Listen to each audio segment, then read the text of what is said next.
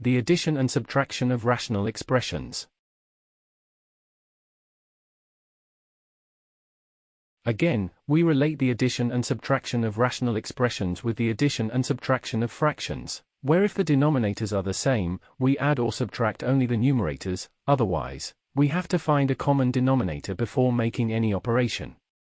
Obviously, when finding the common denominator, it is necessary to multiply or divide both parts of one or more fractions with a suitable number so that to obtain equivalent fractions. In symbols, we have the following shown on screen.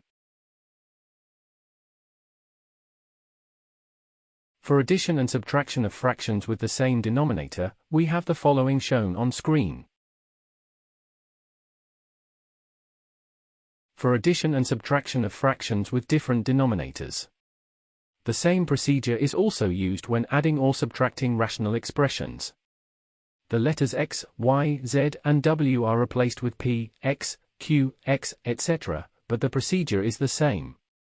Thus, we have the following shown on screen.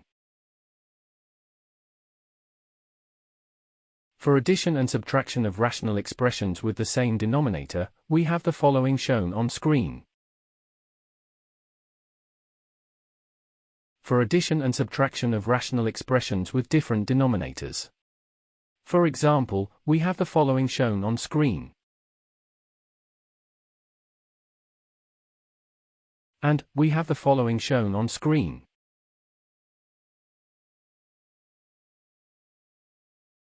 Example. Do the following operations, we have the following shown on screen.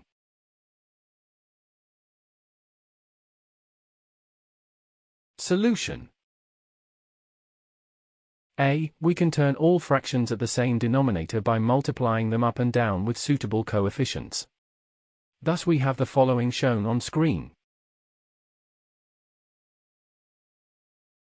B. We have the following shown on screen.